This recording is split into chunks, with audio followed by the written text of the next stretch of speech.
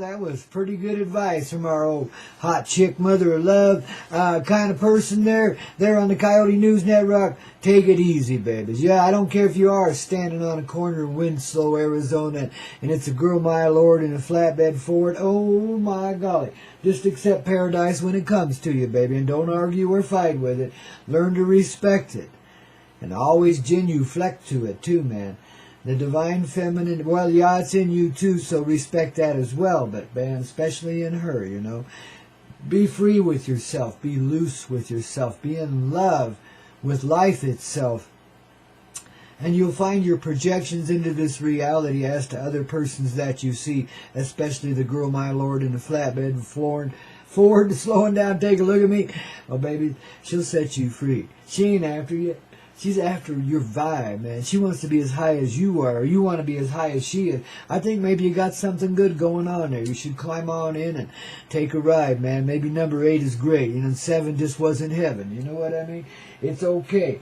Let it flow. Just like we do here on the Coyote Medicine Show, day after day, Monday through Friday. And by the way, this is our Free Day Friday. That's why we're advising you, take it easy, no matter what's going on inside or in the reality around you, because it's bound to be shaken up a little bit this weekend.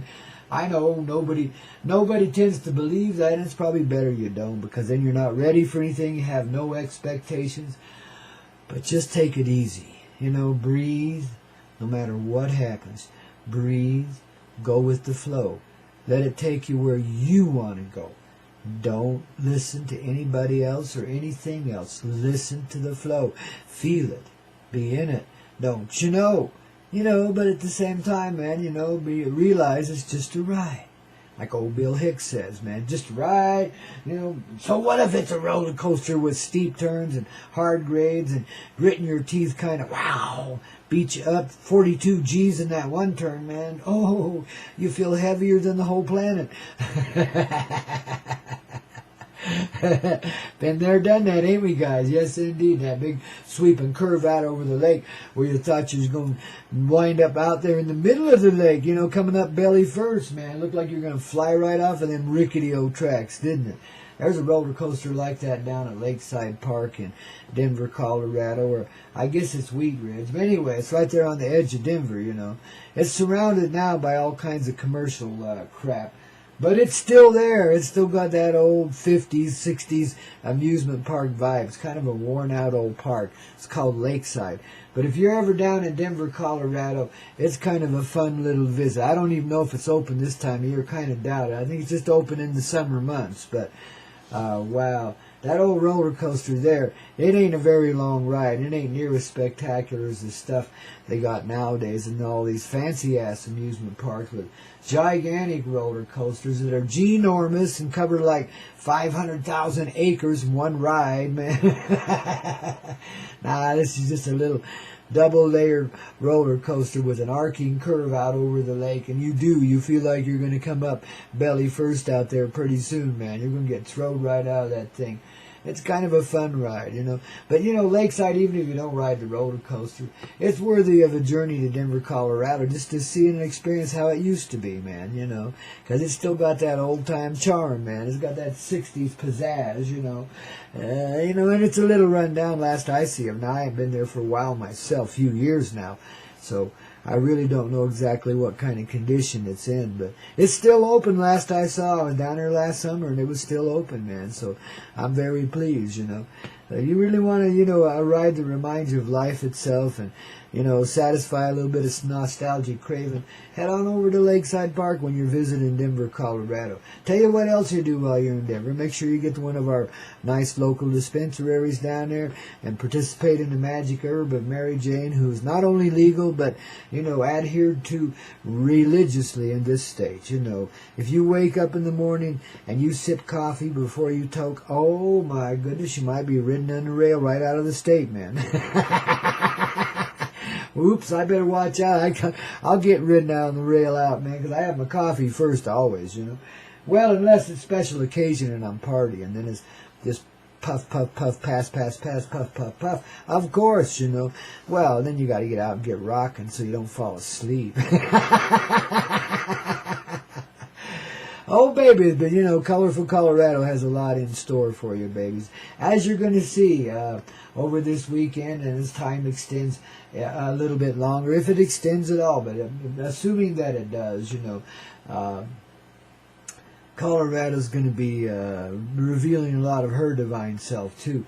There's a lot of rumors about the underground city around Denver, Colorado. And, I've seen its factual presence in the 3D reality. I've been there, inside of it, down in its bowels. So I know a little bit of what's there. I just went to one little part of it, though. But I know it's vast, and it includes the airport out there. But so what? Just because somebody builds something with maybe not the best intent, maybe they're just downright evil and they're a bunch of Nazis and they want to control the world with an iron fist, and they'll just pop out of the ground wherever they feel like it, more or less. I mean, skullduggery has its own artificial way of being, and it's kind of entertained by its own skullduggery. So you can't blame it if it's a little bit stupid. But just because somebody's done that and then put all these images of the New World Order up on the wall, where they're going to have massive disaster, blah, blah, blah, guys, you pay too much attention to stuff like that in a negative sort of way. You let it kind of sweep you away. You feel threatened by all of that. I've never had a bad experience at DIA. I've been stuck in the snow out there before, etc., but I always come out of it smelling like a rose. DIA's always treated me good. I like the vibe there. I don't like what they're doing to it now. They're making it far too big and ruining the teepee effect by putting a big hotel on one end, but oh well. Let them be what they want to be. Politicals, they're crazy. They love to spend money and build things, so let them do it. Big monuments to themselves. That'll probably be the Pina Hotel and Cafe Bar and Grill and Burlesque right there at the DIA. All 42 floors of it or something. It's okay. Whatever they build there, no matter how much skullduggery is involved, no matter how many mafia connections got it built and how many people died in the process. I mean, bless them, for their sacrifice, and get on with it, man. Bless the naughty ones for being naughty and creating all this magic under the ground that, when we finally begin to participate with that so-called underworld, it's kind of like a separate society right now. It really is. They don't get up here in the top surface very much because they don't trust them. They'd let the cat out of the bag a little too soon, But I watched the time-lapse photography. Now, this is some of the evidence I'm talking about. I watched the time-lapse photography of a monitor camera outdoors in Denver, Colorado. I think it was out towards Arvada somewhere. And, because it slowed, and they slowed it down frame to frame. And when they did, this was shooting at 25 frames a second, but when they just went frame to frame, you couldn't see it when the frames were running at normal speed. But frame to frame, there was a little spaceship pops up. It's kind of painted military green, kind of oblong shaped, and not, maybe about the size of a city bus, something like that, maybe a little bigger. But it just pops up out of the ground somewhere there just beyond the horizon of this neighborhood, right in the middle of all this urbania, and flies off to the southeast, A little shuttle bus taking somebody down to Fort Carson or something. You see, this stuff is visible if we just slow down enough to see it the same as the camera. When it's running at regular speed, you're totally in that cameratic vibe. And your frames are running by 24 frames per second or whatever the hell it is. And that's what you're living in. You're living in the movie, If you step back just a wee bit, and slow yourself down a little. In other words, just relax, and give yourself the time, space, and energy to feel it, to be it. And then you have stepped outside of the movie, and you'll see things like that with your own naked eye, so to speak. It's actually a communal eye. It's all three of your eyes, because you've got a third one in the middle of your forehead that doesn't have a physical eyeball, but it is quite present in the multi-dimensional reality and helps your other two eyes to find what it sees. See, in other words, it's the definition of creation given in your third eye, which is attached directly to your heart, the most conscious presence in the whole universe, and the most sensitive, too. When you slow down, you can start to embrace the sensitivity and not fight it anymore. You know, in your sensitivity is the solution to everything you've ever found difficult, including the sensitivity. Now, you don't have to believe my words here. You feel it.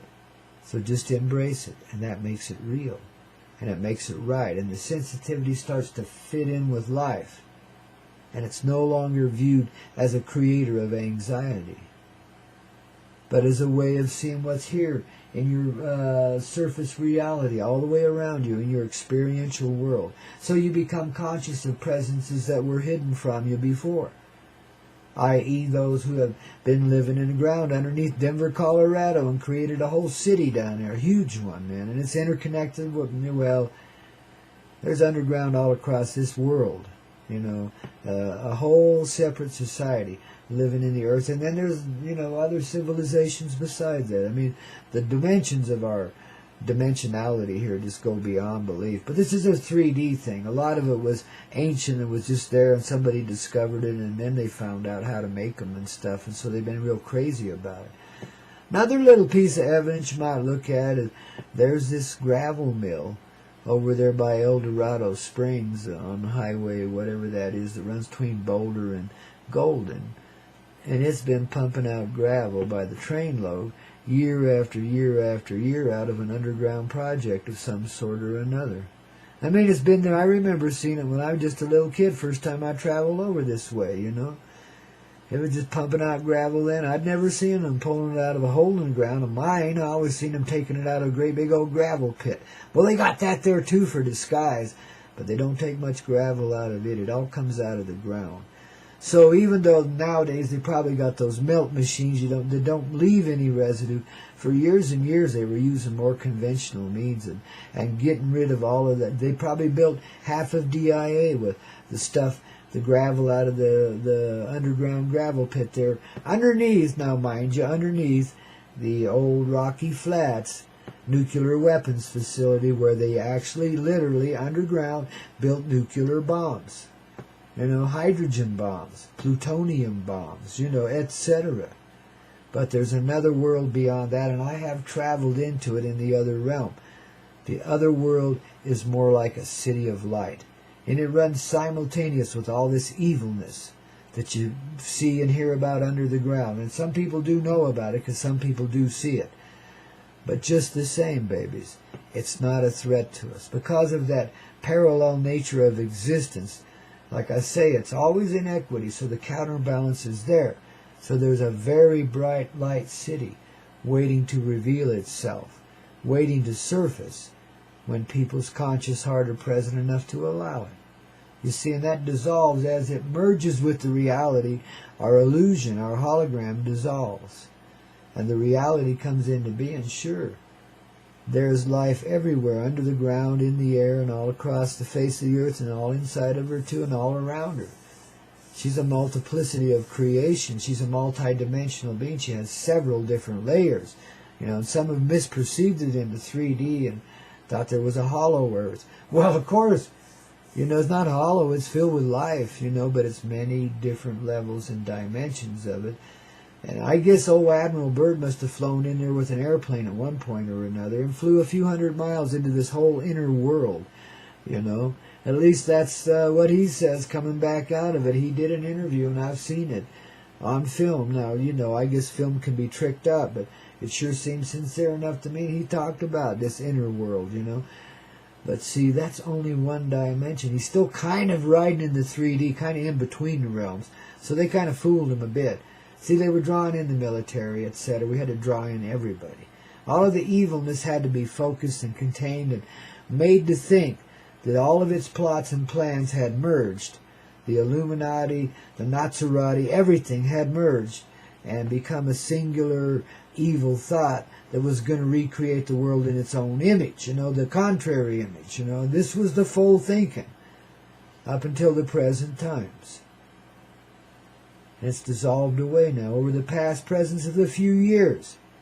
Since 2012, I'd say, perhaps even a little before that. Somewhere along in there, though, it began to dissolve away. It started to lose the fuel for its fire. The conception of a contrary or a negative reality just didn't seem to fit anymore, you know, and try and push and pull and prod.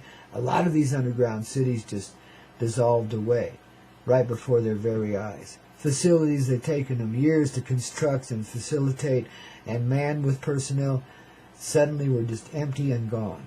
There was no city there.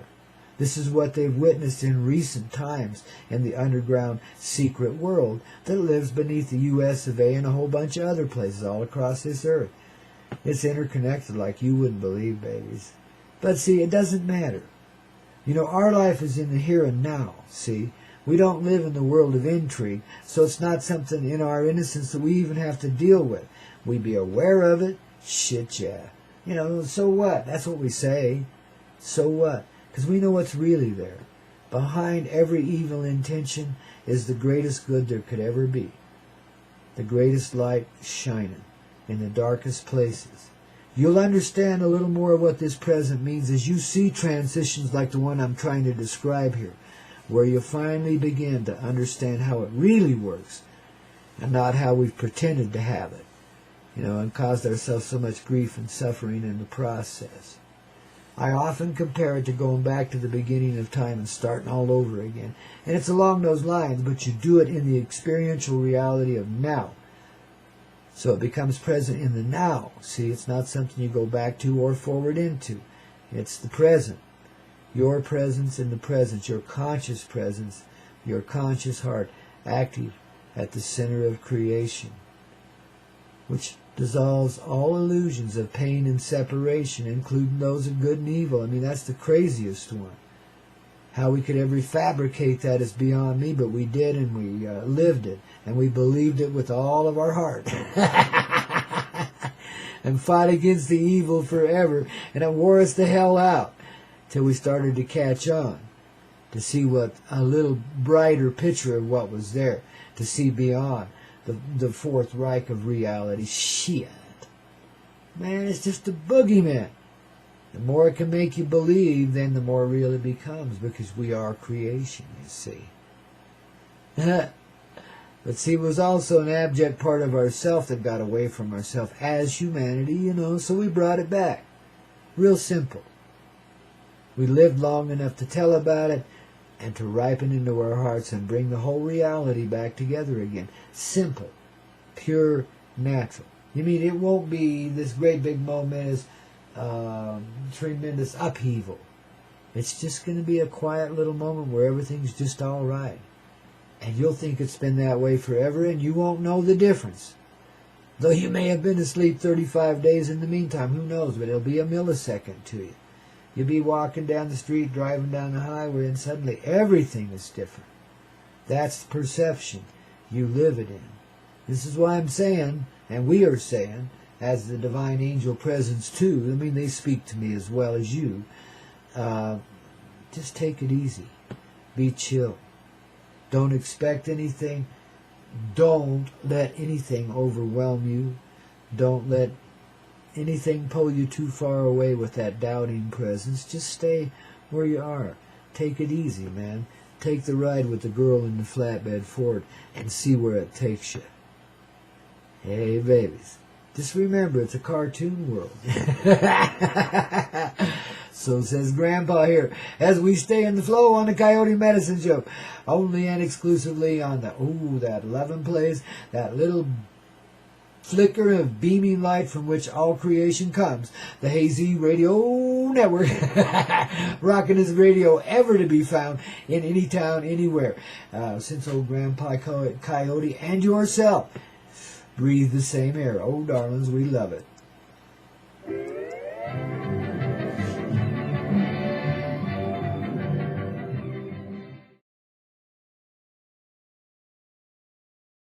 Well, now, why don't we shake it up a little bit, babies? Oh, Okie got me all shook up. I had to run over there and getting back in from the cold beyond out there. Little cloudy out there this morning. Little sunshine burning through on the other side of the valley. So it looks like we might have a fairly reasonable day, though it's going to be cloudy. It looks most of the day today, man. Tomorrow they say sunny sunshine, so we got a good, strong weekend coming up, babies. Yes, indeedy. As we transition and unite and take flight in a way that's just right. You'll understand as the plan unravel itself inside of you. See, it's cosmic experience, baby, that we're sharing here. And I hope you're catching on, John. And Jungle Jane, oh, baby, ooh, you give my heart strain. Ooh, and just push it too far, but I love you just the same, baby. Always will, always have. And babies, ooh, we all rock, don't we? Yes, we do, man. Embrace what's real. That's what you feel. And what you feel is what's real. So let your feelings help you get it right. Move right through them. Don't be distracted by this fear and fright. Know that in your heart you're very, very light. Light, light, light. Light as a feather, ain't you? Because you're a bird of a feather. You know, when they talk, it's kind of tongue-in-cheek when they talk about the return of the bird tribe.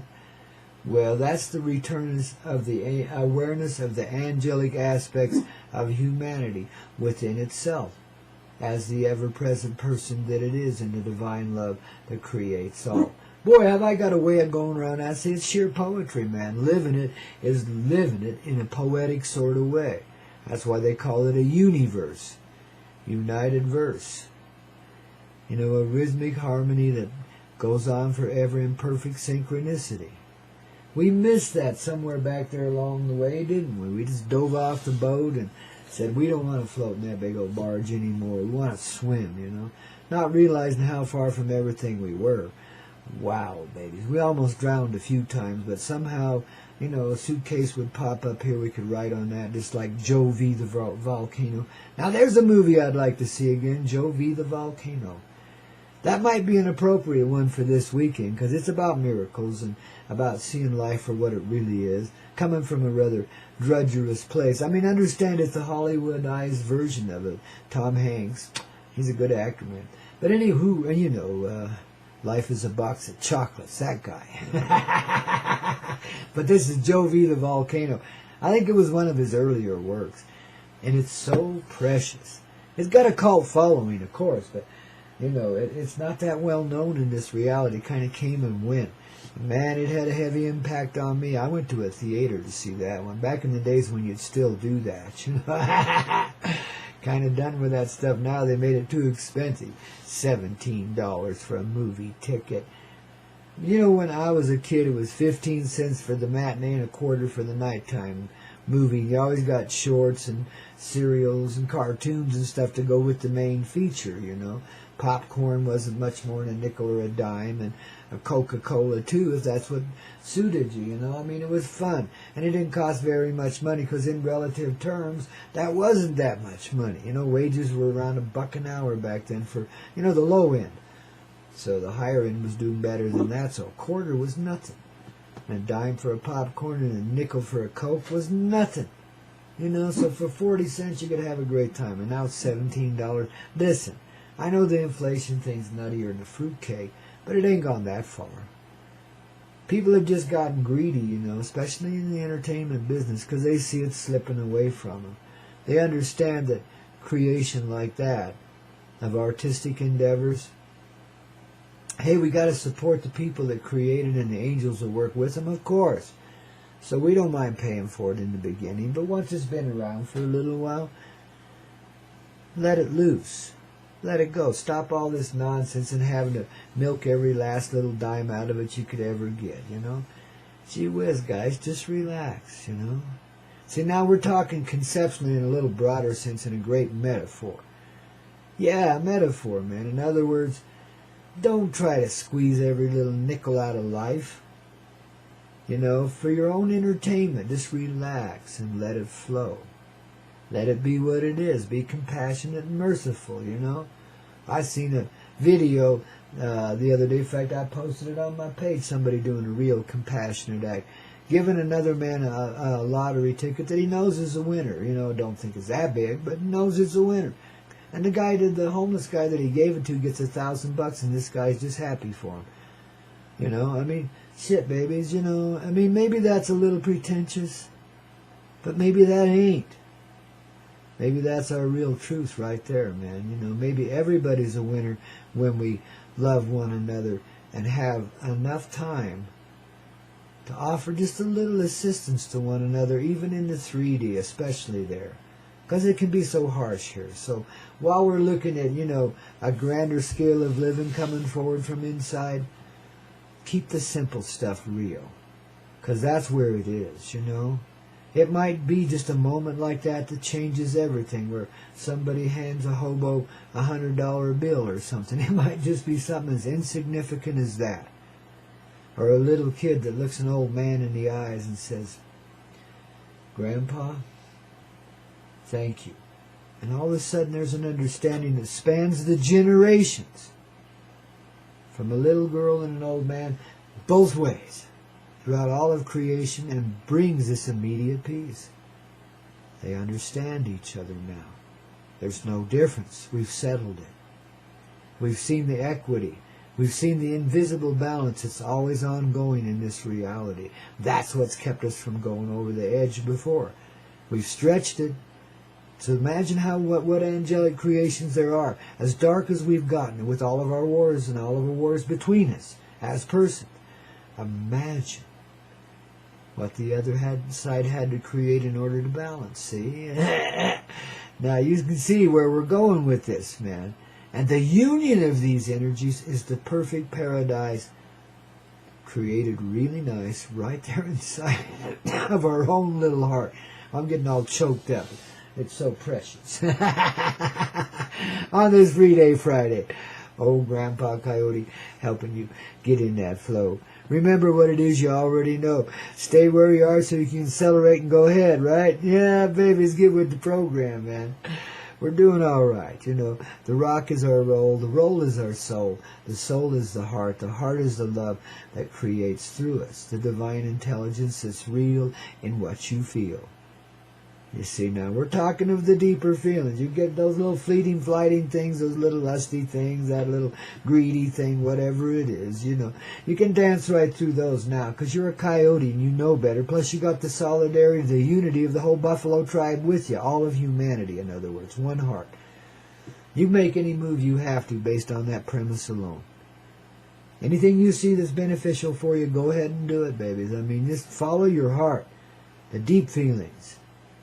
They show you, man. I mean, if you look around at all your negative experience, every bit of it has an arrow pointing at a certain objective in your life, a certain moment that you're building to right now.